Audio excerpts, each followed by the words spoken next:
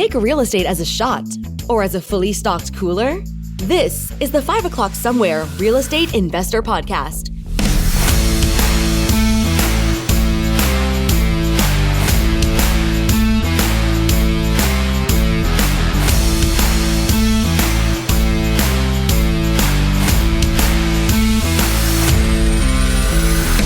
We're bringing common sense back to real estate investment. So crack open your beverage of choice, sit back and relax, and allow us to learn you a thing or two.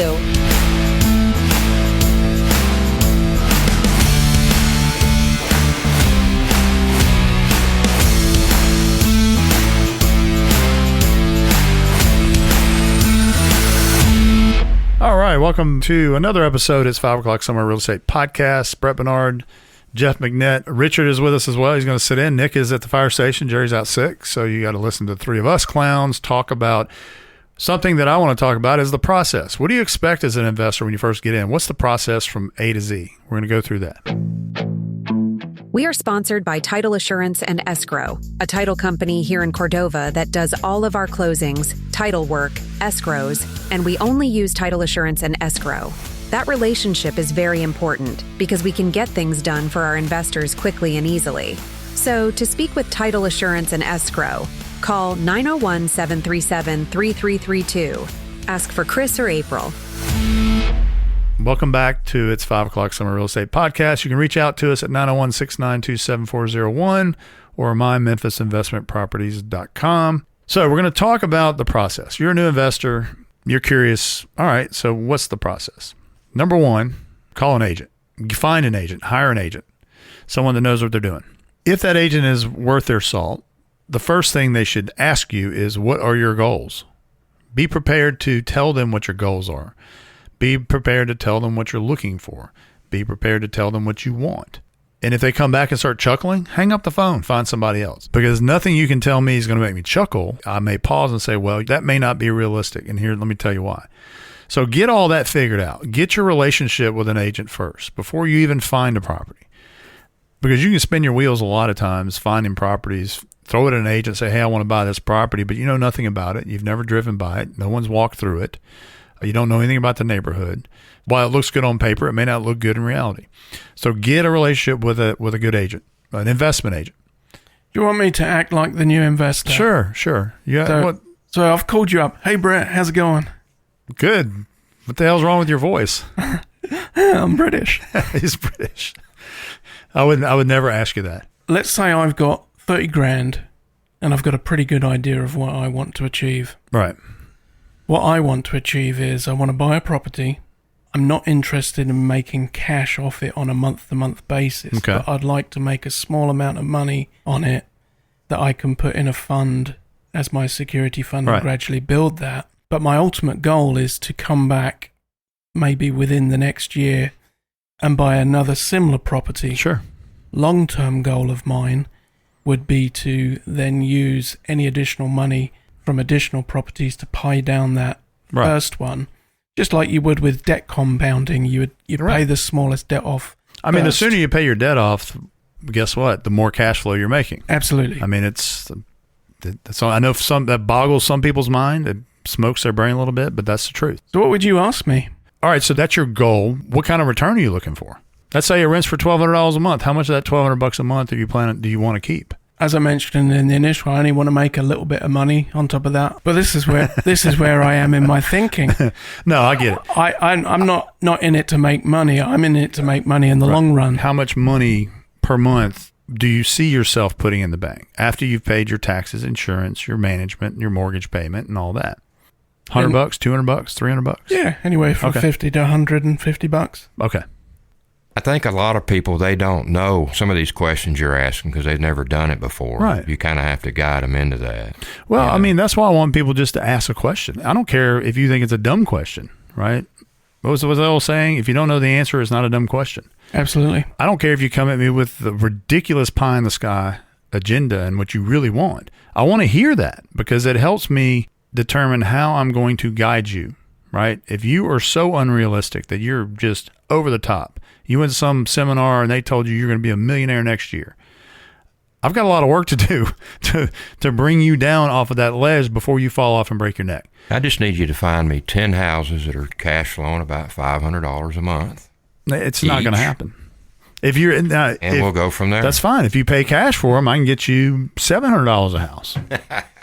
But what kind of return on investment is that? It makes no sense to invest all of your cash into one property because your return drops dramatically. If you put 20 grand in a property and you're making $250 a month, do the math. That's a good return. The first step would be getting you to understand the way I see the market, the way we deal with this market, the process that we go through so that you can better understand your goals versus what you want versus reality. That's step one. Once we get through that and you understand that you're not going to make $700 a month after you pay your mortgage payment and your taxes, your insurance, your maintenance, and your management, it's not going to happen. The average investor that puts 20% down and can make $200 to $250 a month clear, that's great because you're breaking the 12% on that number. So with that said, that would be step one. We get to that point. I get you to you understand where I'm coming from, understand where you're coming from, and we try to see how we can mesh those together. I'm not going to try to deprogram you. I'm just going to tell you the reality from my side as an expert in this business, as someone who's been in this business a long time, has been in real estate a long time, who made the same mistakes that you're about to make, right? Because you've never done it before. So you're going to make those mistakes and I can head those off. I can steer you around them. So we get your goals out of the way. We get what you want out of the way. Step two of the process is, what is your scream tolerance? Do I need to be looking in B neighborhoods? Do I need to be looking at D neighborhoods? C, C plus, B, what? Some people have different levels of risk. Some people are great in C neighborhoods. I'm willing to take the risk. I'm young. I'm good. C and C plus neighborhoods is where the sweet spot is. And I tell everybody that. Your best returns are going to be in C and C plus, but your risk is a little higher than a B and an A. Flip side to that, as you go into B neighborhood, your return on investment is going to drop because you're going to pay more for a property that rents for less. So D and F, it's just never going to pan out. You're always going to be turning people over. You're never going to really pick up the cash flow. Looks great on paper. Reality looks horrible. We would find that out. Find out what your level is. And when I give a letter grade, I'm talking about, a certain type of market. They have markets from F all the way up to A and A plus. C and C plus, B minus, that's your sweet spot. So we'll determine that. Then I'll find out from you what kind of property do you envision buying for the first time. 3-2, 4-2. You want brick, you want siding, wood frame, because we have a lot of that here. A lot of different types of homes. Do you want maybe to look at new construction? You want to look at something that's turnkey? You want to look at something you can pick up and put about $6 or $7 grand into? All of that information will help me narrow down to do one thing for you, and that is set up a search in our system that will send you every single property that meets all of your criteria every single day on a list that you can look at. And I tell everybody the same thing. You're going to start getting this list tomorrow. When you get it, the first list is going to be huge because it's going to be everything out there. Just kind of blow through it. Something catches your eye. Text me the address. Say, Brett, what do you think about this one? Let me then educate you by allowing you to look at properties and let me fill you in on the neighborhood, the rent comps, the appreciation factors, and all the things that you're looking for on these properties. I can't tell you how many times I've had somebody send me a thing off my list that I sent them. Wow, this looks like a great house. It's a beautiful home. And it looks like I can get this much rent for it. And then I dive into it.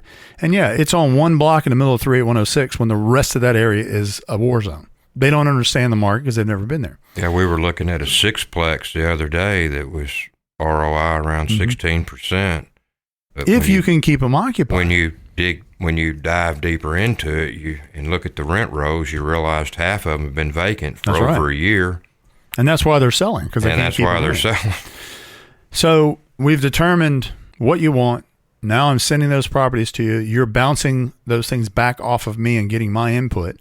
That is now slowly educating your brain on the Memphis market and the different markets, Fraser, Raleigh, Berkeley, Cordova, Bartlett. It's starting to resonate with you, and you're beginning to see the market take shape on where you want to be. That's a sweet spot for me because that's when I know now you're ready to jumpstart. I can say Fraser, and immediately I'm probably talking about a little 3-1 in a C plus neighborhood. It's going to rent $1,200, $1,300 a month. Once that starts clicking in your brain, my job then becomes easy because now it's just finding you the property that I think is a good investment for you. It really matters what you think, but I'm the one that's going to go in that neighborhood and tell you what I truly believe as far as that neighborhood. So now we've accomplished that. Now we are focused on finding your first property. And it's as simple as this. You shoot me a text with an address. I saw this one. It looks interesting. I kind of pencil my numbers out. The numbers look good. What do you think?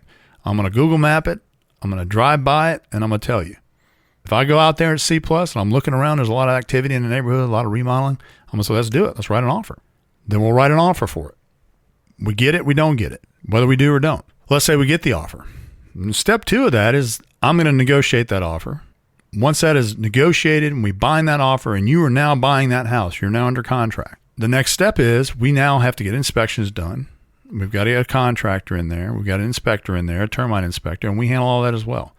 You'll get an email one day saying, Justin, Mike, Richard, inspections have been approved for 9 a.m. on Monday.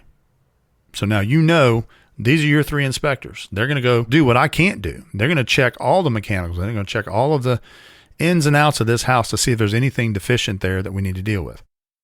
Let's say they come back and say the HVAC condenser's shot. Well, then I'm going to go to the seller, the seller's agent, and I'm going to let them know, give them the copy of that report and say, this is shot. We can't pay you what we were going to pay you because now we've got to put a $5,000 condenser in. And I renegotiate that deal for you, negotiate it down. So they have an option. They can either replace the unit themselves or give you a $5,000 credit off sales price. You replace it once you close. Depending on your financial situation, we may have them put it in. I prefer closing and you put it in yourself. That way we make sure it's done right, because the seller doesn't care if it doesn't work after he sells it. It's your problem. So if we do it, then it's better. So now we've gotten you negotiated, contracts ready to close. We've already sent it to title assurance. They pulled title, and there's a tax lien. There's a previous tax sale against the property. Guess what? We are going to work with title assurance to address that issue for you. We're going to ensure that when you close, you're getting clear, equitable title with no clouds. Then once it closes, we're not even done then. The next step of this is that we will actually then make sure you're transferred over to the proper property management company. And that depends on where your house is located and the type of tenant you have. If you're MHA in Fraser, I'm going to send you to Amisha. We're going to send you to Andre. If you're buying an attached home in Cordova, I'm going to probably send you to Trinity, send you down to Enterprise Real Estate in Arlington. So once we get you situated with a management company, we're still here.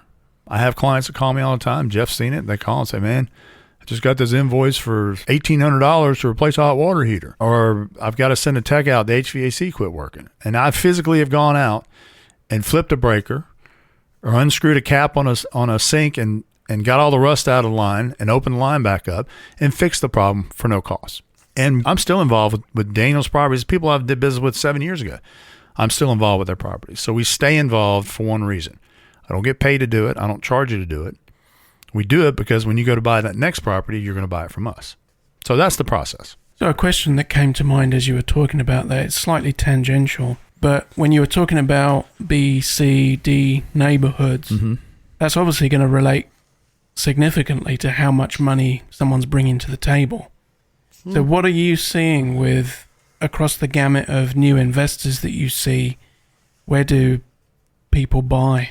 Depends on who you talk to. Glenn and I, and Jeff has now learned this, we were very key on finding markets that were about to pop, right? Fraser, an example. Raleigh is an example 6 years ago. We were throwing people in Raleigh as fast as we could. Everybody else, all the other agents in town are like, why are you putting your investors in those crappy neighborhoods? Don't worry about it. We know what we're doing. Glenn saw it first, and we dumped people in there, and they were buying $60,000 and $70,000 houses, put $10,000 into them, renting them for $900 a month. Michael Gibson is a perfect example. Probably has $75,000 in each of his houses. Every one of them is worth $110, $15, $120 today. What, 4 years later? They're all rent markets of $1,300 and $1,400. So now Fraser's doing the same thing. I saw that starting about a year ago. And so we're dumping people in Fraser as fast as we can.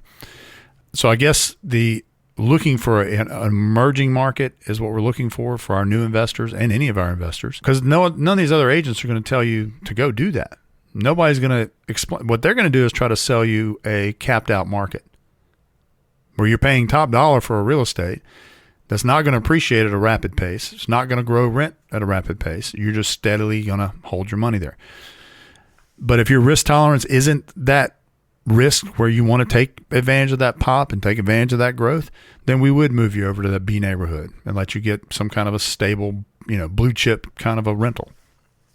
I mean, assessing that risk, let's say I come in with, 25 grand, I put 20 grand down on a property, I keep the 5 as an operating fund. Mm-hmm. What's my risk if that all goes to shit? Well, I mean, look, unless a meteor just drills that house to the center of the earth, it's still got an asset value, right? Call me up. I got one investor's already called me up saying, I need to unload this house. So I'm going to sell it for him. And I'll probably get him out of it. He won't make a bunch of money on it, but he'll make enough to get out of it clean. And he's got some personal issues going on. So he needs to raise cash. So I'm going to liquidate it for him. When you own a piece of real estate, 2008, everyone lost value. But since then, that's never happened yet. Even this past year, Memphis has not seen a massive decrease in value. Other parts of the country may have, we have not, because of the amount of renters we have here. So in that instance, I would tell you that your risk, if the worst case scenario happens to you, you close on the house, tenant's in there, and that tenant trashes the house, never pays rent, and moves out a month later, and then your wife leaves you, and you're in bankruptcy, and you're like, I'm screwed, I need to raise cash. We can still sell that house and get you out of it, right? To where you walk away with nothing gained, but nothing lost. I've done it many times, unfortunately. So listen, as a new investor, that's a process you can expect to go through. And if you talk to an agent and they don't have a process, run as far as you can, because they're going to stick you in something that's not going to perform, because they're only interested in making a paycheck. Jeff made the comment to one of our investors the other day, and we're in that boat. We're both at the point in our lives where the income is not as important. For him, for sure. Me, it's different. I'm married. My wife doesn't work, and this is my only source of income. But when you don't need the income desperately, you tend to make good decisions. I mean, I've killed deals that I could have made a lot of money on for the benefit of my investor. And Glenn taught me that, because Glenn said, you know what, if you do that once, it's going to come back 10 times around. And it always does. I killed Daniel's first deal. The guy's bought 21 properties from me in the last 4 years, even though I killed the first one and I needed that money. But we did the right thing there and it worked. So get in touch with someone that has a process, A to Z process, someone that's going to hold your hand, be available to you 24/7, answer whatever questions you have, connect you with the right team members to take you from A to B and then B to C and on down the line to get this thing performing for you. And we have that system. We have that system put together that Glenn built that works beautifully, to where we hold our investors' hand from the first call to the day you sell that house. And they can call me at 901-692-7401 or go to mymemphisinvestmentproperties.com.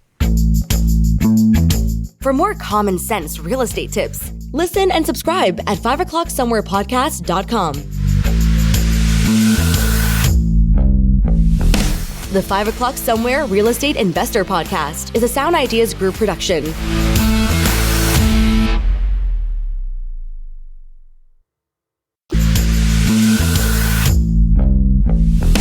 The 5 O'Clock Somewhere Real Estate Investor Podcast is a Sound Ideas Group production.